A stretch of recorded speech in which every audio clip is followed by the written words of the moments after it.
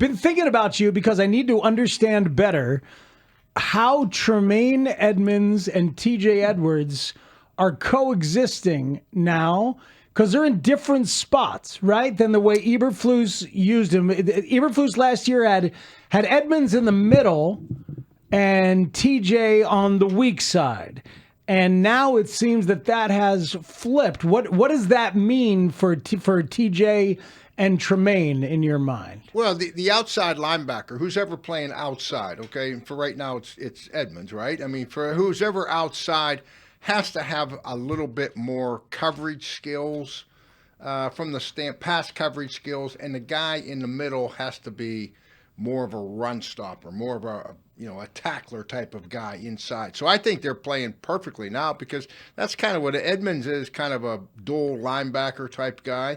And you know how I feel about TJ. I mean, he's the guy. He's the backbone of that run defense, I think. It's interesting because it feels like both of those guys could play middle or outside, like depending on what your scheme is and what you're asking them to do. And then you have the injury to TJ Edwards, so Noah Sewell is spending more time out there, and Tremaine Edmunds is kind of playing the role of TJ. It's been a fun evolution for Edmunds, who I didn't think played particularly well his first couple years, and I feel like now he's starting to grow into the guy that everyone expected him to be. Well, and this is an important thing that you're saying, is that when Edwards was out, Edmunds was back in the middle, and now that Edwards is back, he's in the middle, and Edmunds is back outside. Yeah, and Kenny Norton, who was my guy all the time in Dallas, his son, in fact, is defensive assistant for the Bears.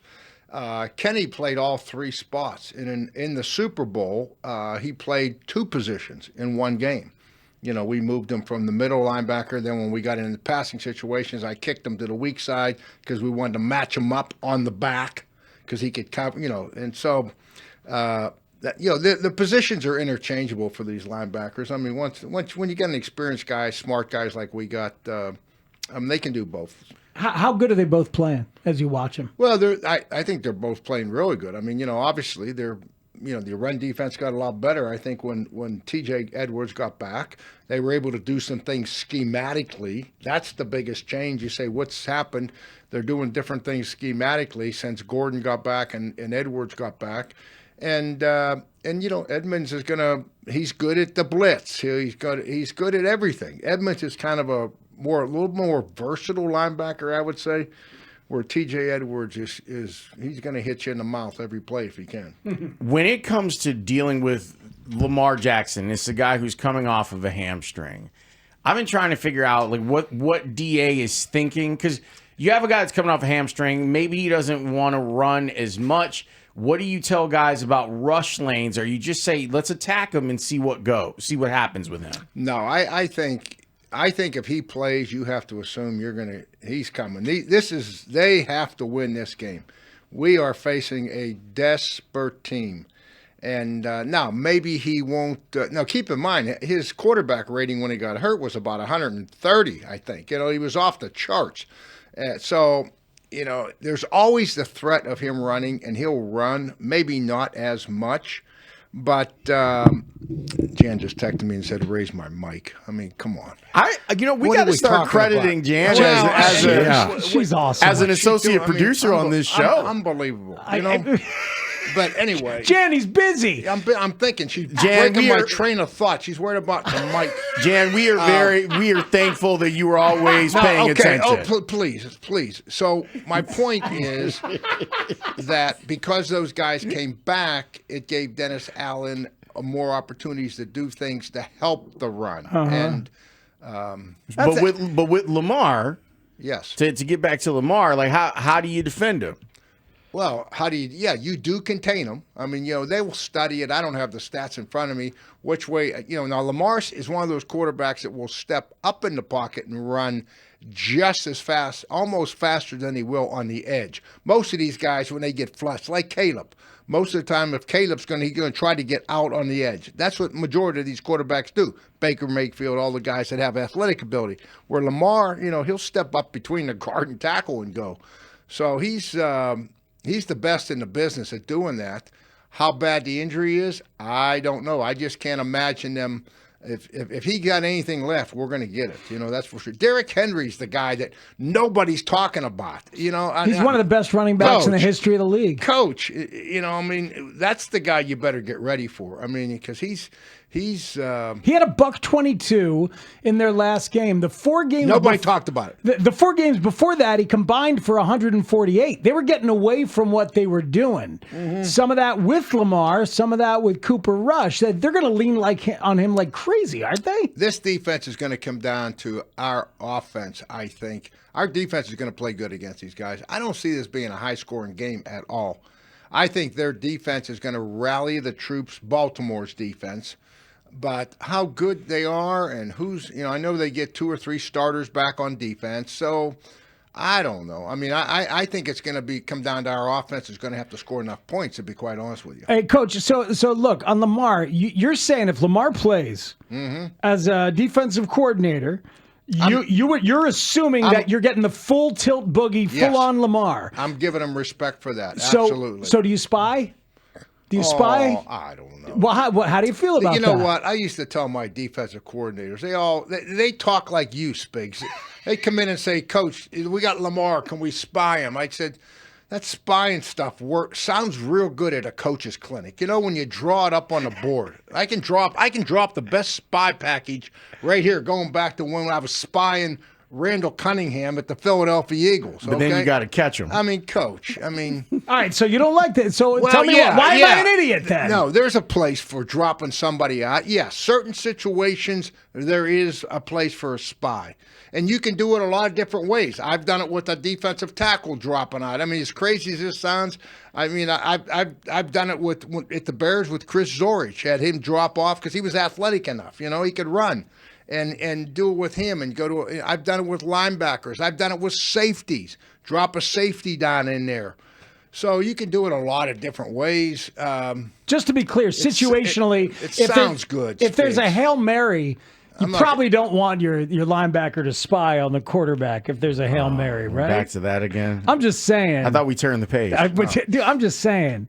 That man had a spy on Jaden Daniels for a Hail Mary. Yeah, it wasn't great. Spigs, if you were my defense coordinator, this meeting would not be lasting very long, okay? I'd be on to talking about how the hell are we going to stop the running back. Don't worry about the spy. Okay. How did the Bears stop Derrick Henry? You know what I'd say? What? And I've done this. Talk to me about the spy Sunday morning. I'll give you an answer on the spy Sunday morning on the bus to the game. That's how important it is. And the answer is no. Yeah, so Lawrence is asking, so how do you stop Derrick Henry? What do you do? Well, I think you do what they've been doing. They've been attacking downhill. We got some great run blitzes. We're canceling all the gaps inside. You force Derrick Henry to run outside. Make him bounce it outside. Don't let him run straight downhill. That's the key to Henry, in my opinion. And you got to tackle him up high. I'm sorry, you got to tackle him down low. You got to take those big guys, you got to take his legs out from under him. You try tackling him up high, he'll run over you. You let him run downhill on you, he'll run over you. You got to kick everything, wreck everything. Depending on their plays, try to wreck it all and kick it to the boundary. Make him run sideways, and you run him down. To go back to the Lamar thing, I wonder if they'll run as much read stuff with him and Henry because of the hamstring. Yeah, that's interesting to me. A little game inside the game. I think they have to early to make the Bears defend it. I think the Bears are sitting there saying maybe Lamar's not going to scramble. Maybe they're not going to run some of this quarterback RPO read stuff with the back. If I'm Baltimore, I think you have to do that. Show some of it just so they have it in the back of their mind. So now Dennis Allen, who is prepared for it, he's talking to guys, okay, who's got the quarterback, who's got the, he's got to go through his progression as far as teaching. That's what I would anticipate. What does downhill mean? Straight ahead, Coach. Straight ahead. Just right at it. Right at it. And I'm going to show up a play later of a downhill run. The blocking is different. When you run gap blocking, which is downhill, Tony Wise was talking about it, you are blocking down, you are kicking out, you are double teaming. When you are a zone blocker, you are everybody's stepping to the right. Everybody's putting their head in the same spot. Everybody's stepping with the same foot. And then the back stretches it, and then he finds the seam and cuts it back whoever gets reached, whoever gets blocked. That's what we're mostly a zone team because DeAndre Swift runs that so good. He's got the speed to get to the edge, and if you want to let him get to the edge, he'll circle you. But if you do set the edge, okay, now he's got the ability to cut back and find the crease. When we got down on the goal line, the play I'm going to drop later, we ran with Kyle Monangai, and it was a downhill running play where we blocked down, we kicked out with the tight end, we pulled the center around for the linebacker. That's a downhill running play. That gets you going. You love that, don't you? Coach, I did. I'm sorry. I mean, Matt Forte was on with us on Monday, and he loves that too. Did he really? He also talked to us about how he hates running out of shotgun. He hates it. He thinks it's bad for running backs. Coach, you're talking to the choir here. He went into a whole thing on how Troy Aikman would not, if we said gun, it had to be 3rd and long, or he basically wouldn't do it. Well, yeah, and because where you putting the running back when you get in the gun? Yeah, where you putting him beside you? Now I'm going to show you the play. What we did, we're running a pistol. And I'll explain a pistol set. Yeah, but the pistol is the quarterback in shotgun and the running back behind him. Exactly. So why are they doing that? It's all for the running back because now you give the running back an opportunity to go right, left, whatever. When the guy's in an offset back, boy, that's tough on those running backs to make a cut. All right, so Alex has entered the chat. He is here. He has got the board set up for everything. I'm going to go and take care of the microphone, make sure it's not too low for Jan Wannstedt. No, okay. Don't Spigs, please. I got you, Coach. All right, so we have it set up here, okay, yeah, and we're looking at a base 4-3 defense. Well, yes. Okay, you can call it that. Sure. That's what it is. Now, keep in mind, this is the pistol set here. I don't know if I spelt that right or not. But that's what Tanner told me. You did. Okay, that's good. This is what Spigs was terming the pistol set. Okay. He's behind the center.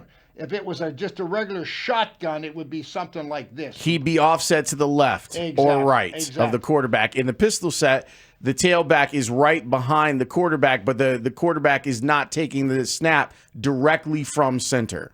Yeah, the quarterback's getting a snap. And now what does this have you do?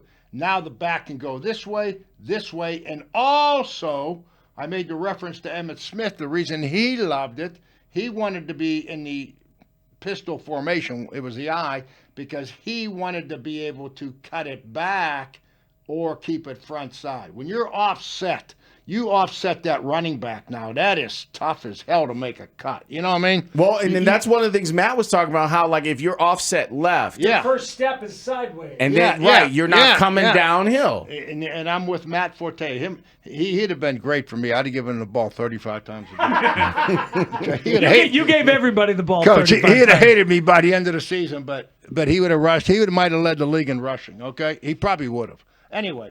This is the play the Bears run. So they got our man Kyle in there. Okay, you see everybody here, 2 tight ends. Okay, 2 receivers in a set. And what happens is the tackle blocks down and pins him. We pin him. We cut him. Our tight end, here comes Colson. He goes in motion. Now the interesting thing about this play is Kmet comes off and bangs this tight end who attacks him, and then he turns outside for the corner. While this linebacker is occupied with him, guess what Colson does? He finishes him off. So now the linebacker's got his hands on Kmet, and he kicks him out. He seals that off right there. We got this sealed, and now we pull the center. The center comes all the way around and seals the linebacker. Our receiver goes in and gets the safety, and we're on our way. He basically walks in the end zone for a touchdown. That is downhill running. And I love this blocking scheme. and maybe I've missed it. Maybe they've been doing this all year, but this is something Olin Kreutz could have done. Tony Wise, I got to talk to him about that, by the way. Well, we didn't do more of that, but really, you take an athletic center and he can make it all the way around. Kelsey used to do this all the time with the Eagles. This was, pull them, one direction, sweeps, whatever it was. And you have to be crazy athletic as a center to be able to do this. Yes, exactly. Yes, not crazy, but you got to be an athlete like Olin. Absolutely. So when you see Ben Johnson, and that was great job on the board there, Coach. Thanks, Alex. And Alex. Nice job, Alex. I mean, just terrific. Alex, there we go, buddy. A texter does say, Alex, next time straighten the damn board. Alex, I think you're doing a great job. I think you did great. I think you did great as well. But Coach, so when you see that the Bears can do that after the stuff that they were doing the first couple of weeks, and now they've kind of made some adjustments, like Ben's got a lot of different tools in the toolbox, doesn't he? And Ben's doing a great job. Let's give Ben Johnson credit for this, guys. He is looking now. I mean, let's face it. It's only 5 weeks and 6 weeks into the season, 7 weeks into the season. He's looking. He's just starting to figure out what does DeAndre Swift do best, and how can I put him in position to be most successful. He's figuring out the offensive linemen, the tight ends. So he's just, you don't get anything done live in mini camps and OTAs and all that crap, you know what I mean? And they don't hit in training camp. So now he's seeing full speed action. What can my guys do best? And I give Ben a lot of credit. He's figured it out. He really is. Theo Benedict had a rough game last week. In the run game, he's still pretty strong. In the pass game last week, it was rough for him. He still looks a little raw to me. He is. So how can a player who's clearly got the want to and has got the physicality to play that position improve their technique, and can it even be done inside of a season? It's very difficult to get done at that position. Because you only have the only way to get it done is to do it in full pads. Offensive linemen can't do anything in shorts. They really can't. I mean, do your foot drills, but he's been doing that all of his life. But as far as actually blocking people, you only get the NFL used to be 11. I don't know how many days it is now. I think it's 14. 14. Something You like that. You only get so many days when the season starts that you can put full pads on and have contact.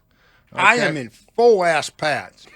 I was always in full-ass pads. Exactly right. Yeah, it's 14 total with an 11-3 split. 11 padded practices the first 11 weeks and 3 padded practices the last 6 weeks. Okay. So, that's what you got, where you could actually line somebody up and do a full-speed pass rush drill.